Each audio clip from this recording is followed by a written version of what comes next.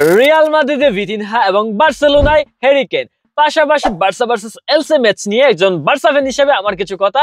পাশাপাশি Barcelona ফিরতেছে camp নুতে, সবকিছু নিয়ে আজকে একটা একটা করে আলোচনা করবো। সো হেই হ্যালো, কি অবস্থা সবাই? সবাইকে স্বাগতম জানাই বাংলাদেশের প্রথম এবং একমাত্র ডেইলি ফুটবল আপডেটস ভিডিওতে। তো দেরি না করে শুরু করা যাক। যারা ভিডিওতে লাইক দেন না, আপনাকে একটা ট্রিক্স বলি। আপনি যদি গোল দিতে চান, ভিডিওতে একটা লাইক দিয়ে দেখুন, তাহলে দেখুন ইউটিউবের নতুন ফিচার। সো প্রথমে শুরু করি। ভিতিনহাকে সাইন করতে চাচ্ছে রিয়াল মাদ্রিদ, এন্ড রিয়াল মাদ্রিদের মধ্যে জাভি আলোনসো আসার পরে কিন্তু রিয়াল মাদ্রিদ দলটা অনেকটাই বল কন্ট্রোল করা নিয়ে উঠে পড়ে লেগেছে। আপনি যদি রিয়াল মাদ্রিদের এই সিজনের ম্যাচগুলো দেখেন, জাভি আলোনসো আন্ডারের মধ্যে রিয়াল মাদ্রিদ প্রত্যেকটা ম্যাচের মধ্যে বলটাকে কন্ট্রোল করার চেষ্টা করে, যেটা গত সিজনের মধ্যে ছিল না। গত সিজনের মধ্যে কার্লো আনচেলত্তি অ্যাটাকের মাধ্যমে, অ্যাটাক এন্ড ডিফেন্স, আপনি বলতে পারেন কুইক কাউন্টারের মধ্যে কার্লো আনচেলত্তি কিন্তু, যেটা জাভি আলোনসো খেলতেছে না। জাভি আলোনসো বলটাকে কন্ট্রোল করে তারপর ফাইনাল থার্ডে নিয়ে যেতে চাইতেছে। এন্ড বল কন্ট্রোল করতে গেলে আপনার মিডফিল্ডটাকে স্টেক রাখতে হবে। এন্ড রিয়াল মাদ্রিদ মিডফিল্ড নিয়ে কিন্তু রিয়াল মাদ্রিদ অনেক দিন ধরে কাজ করে যাইতেছে। আপনি যেখানে জুড বেলিংহাম আছে, ভালভার্দে আছে, সেখানে আপনি বলবেন যে এখানে কমতি কি আছে? না, এখানে আরো অনেক কমতি আছে। আপনি খালি প্লেয়ার দেখলে হবে না, আপনার স্কোয়াড ডেপথ দেখতে হবে এবং প্লেয়ারের প্লেইং স্টাইল দেখতে হবে।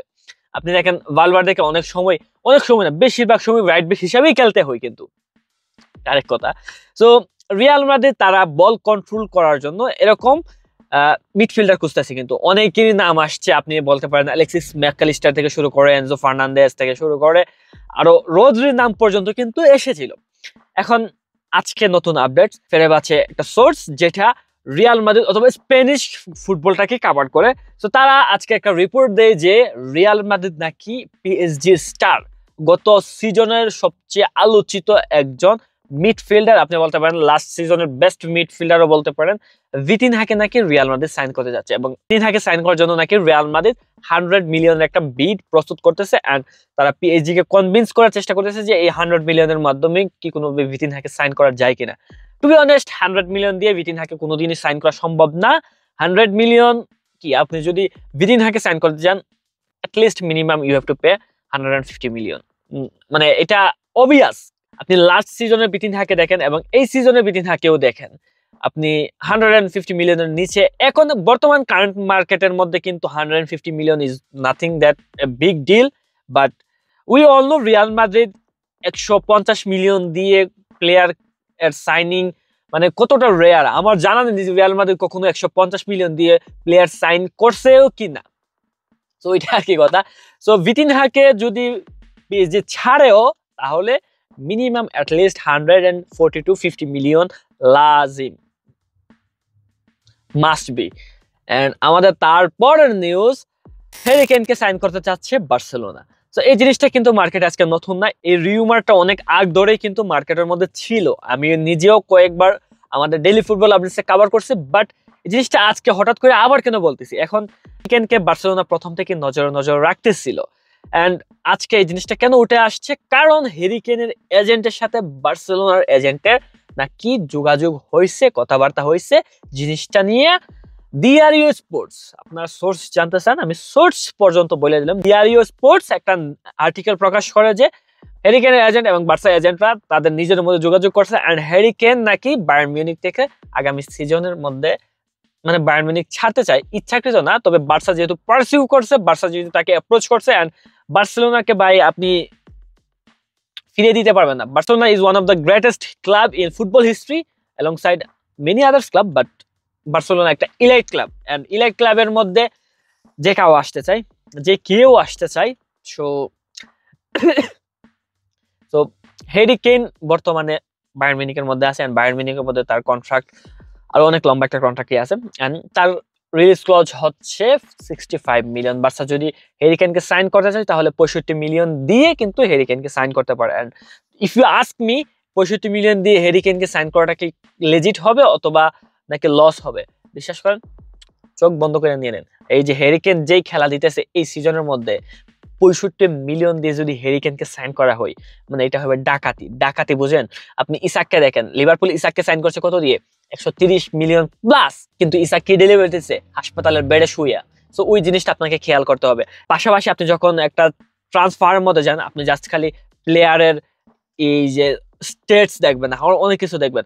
হ্যারি কেইন কিন্তু বার্সার যে প্লেইং স্টাইল আছে, বার্সার প্লেইং স্টাইলের সাথে হ্যারি কেইন মানে টোটালি অ্যাডজাস্ট হয়ে যাইতে পারে খুবই অল্প সময়ের মধ্যে। এন্ড বার্সার প্লেইং স্টাইলের সাথে হ্যারি কেইনের মতো প্লেয়াররা খুবই এফেক্টিভ হয় কিন্তু। এটা আপনারা এখন এই যে মার্কাস রাশফোর্ডের সাথে দেখতেছেন, আরো অনেক অহরহ উদাহরণ আছে না। সো হ্যারি কেইনকে বার্সেলোনার মধ্যে আমরা আগামী সিজনে রবার্ট লেভানডস্কির রিপ্লেসমেন্ট হিসাবে দেখলেও দেখতে পারি। এই জিনিসটার চান্স অনেক বেশি এখন, যেহেতু দেয়ার স্পোর্টস পর্যন্ত এই জিনিসটাকে কভার করছে। And our last but not the least, আজকে Barca versus Elche match, and we are back on the track. আপনি আজকের ম্যাচ দেখে হয়তো স্কোর লাইন দেখে এত বেশি কিছু ভাববেন না, বাট আপনি যদি ম্যাচটা দেখেন, এখানে ম্যাচের মধ্যে অনেক কিছুই বলার আছে। There are lot of things to talk about. আপনি রেফারি সিদ্ধান্ত বলতে পারেন, আপনি আমাদের প্লেয়ারের ইন্ডিভিজুয়াল এররও বলতে পারেন, এন্ড প্লেয়ারের ইন্ডিভিজুয়াল ব্রিলিয়ান্সও বলতে পারেন। সবকিছু কিন্তু আজকের ম্যাচের মধ্যে একদম স্ট্যাকড ছিল। তো প্রথমে যদি শুরু করি, আজকের ম্যাচের মধ্যে প্রথমে স্টার্টিং 11-এর মধ্যে একটা জিনিস ছিল যে লেভানডস্কি ইজ ব্যাক। দাদু ব্যাক করছে আজকের ম্যাচের মধ্যে। স্টার্টিং 11-এ ছিল না, সরি, আজকের ম্যাচের স্কোয়াডের মধ্যে ছিল রবার্ট লেভানডস্কি। এন্ড ইনজুরির পরে এটাই তার প্রথম ম্যাচ খেলতেছে। পাশাপাশি আপনি যদি আজকে আমাদের স্টার্টিং 11 দেখেন, স্টার্টিং 11-এর মধ্যে আরাহু ছিল, তার কুবারসিকে রিপ্লেস করছে আরাহু। টু বি অনেস্ট, আজকে আরাহুর পারফরমেন্স ছিল টপ নচ। আরাহুর বলতে পারেন একটা মিস্টেক ছিল, বাট আরাহুর পারফরমেন্স আজকে টপ নচ ছিল। আপনি যদি কুন্দের সাথে এটা যদি মানে ডিফারেন্সিয়েট করেন, কুন্দে জানি না ভাই লাস্ট কয়েকটা ম্যাচ ধরে এই ধরেন 1 থেকে 2 মাস ধরে কুন্দের যে কি হয়ে গেছে, বিশ্বাস করেন আমি এখনো বুঝতে পারছি। 1 থেকে 2 মাস বলে জিনিসটা ভুল হবে, যে 1 মাস বলতে পারেন, যে কুন্দের যে হঠাৎ করে কি হয়ে গেছে। অনেক বেশি বল লুজ করতেছে, ডুয়েলের মধ্যে অনেক বেশি ডুয়েল লুজ করতেছে। মানে কুন্দেকে নিয়ে বিশেষ করে এখন আমি অনেকটাই চিন্তিত। কুন্দে কিন্তু লাস্ট সিজনের মধ্যে one of the best right back ছিল। সো এই সিজনের মধ্যে কুন্দের কি হয়েছে আমি জানি না ভাই, হয়তো হান্স ফ্লিকও জানে না। That's why he couldn't figure out what to do with Kunde. So আজকের ম্যাচের মধ্যে কুন্দের ইন্ডিভিজুয়াল মিস্টেকস ছিল, যার কারণে আমরা হয়তো একটা গোলও কনসিড করার দ্বার প্রান্তে চলে গেছিলাম। এন্ড শেজনি অ্যাজ ইউজুয়াল, আপনি বলতে পারেন শেজনি বেস্ট, ওয়ার্স্ট তেমন কিছু না, বাট শেজনি। আজকের ম্যাচের মধ্যে যদি আপনি সবচেয়ে বেশি হাইলাইটেড একটা প্লেয়ারকে মানে আপনি উপরে রাখতে চান, তাহলে সেইটা হবে ফার্মিন লুপেস। মানে আমরা বিশ্বাস করেন চেলসির কাছ থেকে একটা মিসাইল ডজ করছি। চেলসি যদি 40 মিলিয়ন দিয়ে বার্সা কখনো বিক্রি করতো না, যদিও আর কি কোনো না কোনো ভাবে আর কি আন্দার করে বান্দর মরে যাইতো, তাহলে মানে এটা আমাদের কপালের মধ্যে ঠাড়া পড়তো যদি আমরা ফার্মিন লোপেজকে ছাইড়া দিতাম। মানে ফার্মিন লোপেজ দিনকে দিন যে নিজের ইন্ডিভিজুয়াল ব্রিলিয়ান্স দেখা দিয়েছে, ওর যে রানগুলা মেক করে, আপনি ওর পাস গুলা দেখেন, ক্রস গুলা দেখেন, ভাই মাথা নষ্ট। এন্ড মাথা নষ্ট বললে আজকের মার্কাস রাশফোর্ডের কথা যদি না বলেন, তাহলে আমার ভাই মানে পাপ হইব। মার্কাস রাশফোর্ড আজকের, কে যেন বলছিল যে লুন প্লেয়ারের প্রেমে পড়ো না, বাট আপনি মার্কাস রাশফোর্ডের কথা যদি বলেন, আমাকে এই জিনিসটা কখনো বুঝাইতে পারবেন না যে মার্কাস রাশফোর্ডের প্রেমে আমি কেন পড়বো না। ওয়াই?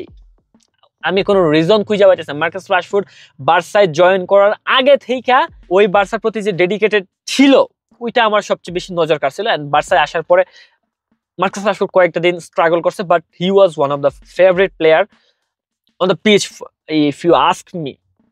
তো মার্কাস রাশফোর্ড আজকের ম্যাচের মধ্যে যে গোলটা করছে, মানে স্বপ্নেও ভাবতে পারেন না যে এটা কোনোভাবে কুল হইতে পারে। কারণ ইনিয়াকি পেনা যে তার পজিশনিং ছিল, ওই পজিশনিং এ এবং মার্কাস রাশফোর্ডের যে পজিশনিং ছিল, ওইখান থেকে ভাই গোল করা চারটেখানে কথা না ভাই।